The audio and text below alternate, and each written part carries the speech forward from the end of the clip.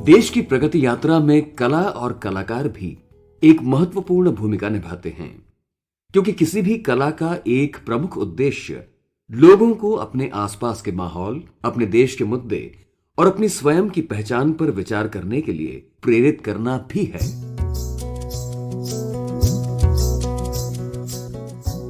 भारतीय कलाकार मी जे आजकल सेंट लुई अमेरिका में रहकर काम कर रही हैं। समकालीन कला में एक अनूठी शैली और दृष्टि के साथ उनकी कला समाज, संस्कृति और व्यक्तिगत पहचान के मुद्दों पर केंद्रित होती है। आइए सुनते हैं मी जे को। इमर्सिव इंस्टॉलेशन, सांस्कृतिक पहचान और अनुभवों की सामुदायिकता। हिस्ट्री में मास्टर्स की, फिर आपने एमफिल लिबरल आर्ट्स में की और ये सारी पढ़ाई आपने यहाँ भारत में की। आज आप जहाँ पर हैं, जिस तरह का काम आप कर रही हैं, तो कैसे इस तरफ आपका आना हुआ? भारत में कला और जीवन कभी अलग अलग रहे नहीं। मैंने इतिहास में जितनी सारी मिथक कथाएं पढ़ी थी, जाना, और जिस तरह से वो खनन और जब हम लोग आर्कियोलॉजी में खुदाई करते हैं और कैसे एक छोटी सी चीज निकलती है और उस कहानी में एक नया ट्विस्ट आ जाता है, मिथक कहानियों में या हिस्टोरिकल फैक्ट्स में, तो ये अपने आप में एक बहुत ही कहानी बुनने जैसी प्रक्रिया रही, लर्निंग हिस्ट्री एंड आर्कियोलॉजी। एक तो मैं बिहार के जिस इलाके से हूँ, वहाँ पे गाना, चित्रकारी, नाचना, बुनाई करना, ये सब जीवन का बहुत अहम हिस्सा है। कला कभी भी जीवन से मेरे दूर रहा नहीं। एक वक्त ऐसा आया कि जब मुझे लगा व्हाट इफ ऐसा कुछ मिल जाए कि ये पूरी कहानी बदल जाए। आई थिंक वहां से मेरे मन में एक अलग सी ललक जगी थी कि अगर ऐसा होगा तो ऐसे कैसे होगा, तो फिर वो कहानी कैसी होगी। मी जे की कला में देखने को मिलता है कि वे कैसे पारंपरिक भारतीय कला शैलियों को समकालीन संदर्भ में पुनः प्रस्तुत करती हैं। मधुबनी पेंटिंग में, मिथिला पेंटिंग कचनी स्टाइल में मैंने मिथक कथाओं को एक अलग ट्विस्ट देता हुआ बहुत सारी पेंटिंग, जिसका एक एकल प्रदर्शनी हुई थी मेरी दिल्ली में 2012 में। तो उसमें जो कला के बड़े विद्वान थे, जब वो लोग आके कहने लगे कि यार ये बहुत इंटरेस्टिंग ट्विस्ट है जो तुमने किया है, क्योंकि ये कहीं से भी मिथिला पेंटिंग नहीं है, ये मिथिला पेंटिंग का एक कंटेम्प्रेरी ट्विस्ट तुमने टेक्निकली भी किया है और हिस्टोरिकल माइथोलॉजी को रीइंटरप्रेट किया है। मछली जो मेरा बहुत ही प्रिय मोटिव रहा है, मैंने मछली में आउटलाइन करना छोड़ दिया, एंड एट सर्टेन पॉइंट वो ना बहुत ऐसा लगता था कि जैसे वो पानी में ही है, क्योंकि आपको पूरी पूरी एकदम फ्लैट लाइन आउटलाइन नहीं दिख रहा है। I started playing with outline one. Second कि मैंने लोगों की जगह, रेगुलरली यूज होता है उसकी जगह, मैंने मछली यूज करना शुरू कर दिया। जैसे मैंने एक सीरीज पेंट किया था मत्स्य रामायण। राम मछली थे, लक्ष्मण मछली थे, सीता मछली थी, पानी मछली था, पेड़ वेड़ सब में ना पत्तों की जगह मछलियां हैं। क्या क्या कर सकते हैं। मैंने जैसे गांधी के 3 मछली बनाए, तो एक मछली आंख बंद करके है, तो मछली के जो फिन्स होते हैं वो ऐसे आंख बंद है, मुंह बंद है, कान बंद है। वो लोगों को, खास करके बच्चों को, जब 2012 में मेरा ये शो हुआ था हौज खास में, बच्चे लोग इतने खुश हुए। It definitely has a long term impact on them. That show was actually called Myths Reinterpreted. Historically, मैं इतिहास के छात्र के ये नहीं कर सकती हूँ, लेकिन मैं अपनी कला से ये कर सकती हूँ। Yes. और उसके बाद मैंने कभी मुड़ के नहीं देखा। इनफैक्ट इतना मजेदार था कि मेरा जब पहला शो हुआ 2012 में, तो रजा साहब ने मेरी एक पेंटिंग खरीदी। I am technically not even an official artist yet. मेरे तो होश फाख्ता हो गए इसी बात से कि रजा साहब मेरी पेंटिंग खरीदना चाह रहे हैं। उस वक्त में मुझे तो ये भी नहीं पता था कि मैं अपनी पेंटिंग कितने में बेचूं। अभी हाल ही में मी ने सेंट लुई में स्थित पुलित्जर आर्ट्स फाउंडेशन के आमंत्रण पर केप ऑफ कंटिन्यूटी के नाम से एक प्रदर्शन किया।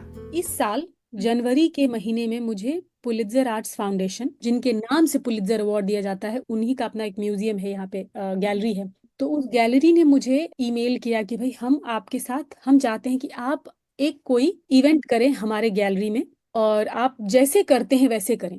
जैसे आप लोगों को इन्वॉल्व करके, आम लोगों के साथ मिलके काम करते हैं, आप जो आपका स्टाइल है काम करने का, आप उस तरीके से हमारे साथ आप अपनी मर्जी का कोई भी काम करिए। तो हमने कहा कि भाई ठीक है, मगर कब आपके पास टाइमिंग है और उस वक्त में क्या एग्जीबिशन चल रहे। तो उन्होंने एक कोलंबियन आर्टिस्ट का एक काम लगाया था, वो इंटरवोवन है उसका, द थीम इज इंटरवोवन। तो हमने कहा कि अगर ये इंटरवोवन है तो डू समथिंग विथ वीविंग। तो मैंने कहा कि अच्छा, मैं ऐसा करती हूँ, एक केप बनाते हैं, लोगों को बुलाएंगे कि भाई आप आइए, आप अपना एक कोई चीज लेके आइए, छोटी सी चीज, जिससे कि आपका प्रेजेंस रजिस्टर हो कि मैं यहाँ था, मैं यहाँ थी, हम्म ये मेरी चीज है और मैं यहाँ रख के जा रही हूँ, क्योंकि दिस, ऐसे नहीं कहते कि लोग लाइन में नहीं खड़े होते तो अपना रुमाल रख देते हैं, हाँ वैसी हाँ चीज। लिटरली इस यही कॉन्सेप्ट है, एग्जैक्टली यही कॉन्सेप्ट है कि मैं यहाँ था और या थी, और ये कैसे पता चलेगा कि भाई क्योंकि मैंने ये चीज लगाई है यहाँ पे। तो वो लोग सब मिलके केप क्यों, क्योंकि कई बार ऐसा होता है कि जैसे सुपरमैन का जो वो है एक सिंबल ऑफ पावर, तो हमने कहा हम वो बुनते हैं। बहुत मजा आया कि इतने लोग आए कि भाई मेरे लिए जगह ही नहीं बची उस बुनने में, तो बहुत सारी तस्वीरें लेके जिसमें मैं हूं ही नहीं। बुनना शुरू हुआ वो केप, वो बुन रहे लोग, उसमें सामान बांधे जा रहे, बुने जा रहे, बुने जा रहे। 2-3 घंटे का इवेंट था जो 4 घंटे से ज्यादा चल गया, क्योंकि लोगों को इतना मजा आ रहा था कि वो एक कलाकार के साथ एक कला बना रहे हैं, एक आर्ट पीस बना रहे हैं। आपको इतना लिबर्टी, इतना पावर दिया गया है कि आप एक कलाकार के साथ बैठ के एक आर्ट पीस बना रहे हैं। वो हो गया। फिर उन्होंने बहुत सारी चीजें छोड़ी कि भाई हम ये भी लेके आए थे हमारे परिवार से, वो भी चीजें थी, वो भी चीजें थी। हम हमारे में फैमिली मेंबर की चीजें लेके आए हैं क्योंकि वो नहीं आ सकते थे, दिस एंड दैट। तो हमने कहा ठीक है, तो ये तो इतनी सारी चीजें हैं कि केप तो यहाँ खत्म नहीं होगा। वो चीजें जोड़ते जोड़ते वो केप जितना लंबा गया, वो एक्चुअली 18 फुट लंबा गया। मैंने हाथ से बुनी है, तो वो ब्लैक रिबन्स हैं जो हम लोग बाल में बांधते हैं, रिबन। काला रिबन है जिसको मैंने उंगलियों से बुना है, उसमें कांटा और वो सब नीडल नहीं यूज किया कुछ भी। उंगलियों से बुनते गए और उसमें बीच बीच में चीजें बांधते गए। 18 फीट लंबी वो केप। अगली बार ये हुआ कि उन्होंने ही कहा कि भाई ये केप बना, अब लोग देखेंगे कैसे कि उन्होंने क्या बनाया आपके साथ। फिर एक और इवेंट ऐसा किया जाए, तो जुलाई 6 को 2024 में ये हुआ कि भाई वो केप रखा जाएगा, फिर से विजिटर्स आएंगे और वो लोग मुझे पहनाएंगे। ओके। तो हमने कहा कि ये एक रिचुअल हो गया, ये एक तरह का पूरा एक सेरेमोनियल एक्शन है। क्योंकि ये केप मेरा नहीं है, सिर्फ मैंने नहीं बनाया, ये बिना लोगों के संभव नहीं था। तो मैंने कहा नहीं, अब लोग ही मुझे पहनाएंगे। मैंने एक चेहरा ढकने वाला एक गोल्डन धागे से बनाया था, वो पूरा चेहरा ढक लिया अपना, हाथ में एक लकड़ी ली और मैं वो पहन के चल के आई बगीचे से बाहर, गैलरी में अंदर आए हम लोग। फिर मैंने उसको उतार के कहा कि आपने मुझे इस लायक समझा कि मैं इतने बड़े कम्युनिटी को रिप्रेजेंट करूं, कम्युनिटी के इंटरकनेक्टेडनेस को रिप्रेजेंट कर रही हूँ स्केप से, और आपने मुझे लीडर के जैसे चुना, उसके लिए बहुत धन्यवाद। अब अगला लीडर कौन होगा? तो मजेदार कि मेरा बच्चा जो 6 साल का है, उसने बोला मैं। 3 फीट 4 फीट के बच्चे ने 18 फीट का वो केप पहना, चेहरे में वो गोल्डन मास्क लगाया, ऐसे डंडा लेके चला, और धीरे धीरे उसकी देखा देखी। कितना मजेदार है कि एक बच्चे ने इनिशिएट किया। ऑडियंस के लोग ना एक एक करके आ रहे थे, वो डर डर के कि भाई आर्ट है। ऑलमोस्ट जितने लोग वहां थे सब लोग आए, सब लोग चल लिए। तो मैंने पूछा कि भाई कैसा लगा? आपने वो गोल्डन वेल पहन लिया है, तो अब आप नहीं है, आप कोई और हो गए हैं, जो बहुत ज्यादा यूनिक है। दूसरा कि ये एक आर्ट पीस को पहन के खुद ही एक आर्ट पीस बन गया या बन गई हूँ। एम्पावरिंग एंड स्पेशल फीलिंग है सेंटर स्टेज में होके, एक गैलरी स्पेस में एज एन ऑर्डिनरी पर्सन मैं इतना स्पेशल फील कर रही हूँ। मुझे ये समझ में आया कि जब आप लोगों को शामिल करते हैं एक क्रिएटिव प्रोसेस में, तो वो प्रोसेस अपने आप में इतना एनरिच होता जाता है कि जो आर्ट पीस आपने बनाया वो एंड प्रोडक्ट नहीं होता है या रह जाता है। एंड प्रोडक्ट हो जाता है कि लोग किस तरह से शामिल होते हैं, वो अपने साथ, अपने दिल में, अपने दिमाग में, अपने शरीर में क्या लेके वापस जाते हैं। और मेरा आर्ट हमेशा से इस केप, ये जो केप बनाया था इसका नाम था केप ऑफ कंटिन्यूटी। तो किस तरह से कम्युनिटी जुड़ती गई, जुड़ती गई, जुड़ती गई, जुड़ती गई, और ये एक प्रोसेस है। It is an on going process, इसीलिए कंटिन्यूटी का नाम है कि भाई मैं पहली लीडर बनी, मगर मेरे बाद कोई और बने, मेरे बाद उसके बाद कोई और बने। तो ये continuous, this continuity is the constant. मी की इंस्टॉलेशन कला में अक्सर अंतर सांस्कृतिक संवाद और प्रवासियों के अनुभवों की झलक होती है। वो विभिन्न माध्यमों का उपयोग करती हैं, जैसे कि स्कल्पचर, वीडियो और ध्वनि। मेरे लिए मटेरियल कोई नई चीज नहीं है।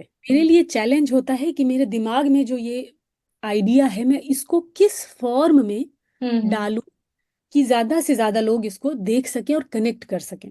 मैं कभी ऐसा ही करना चाहती हूँ वाला नहीं रही।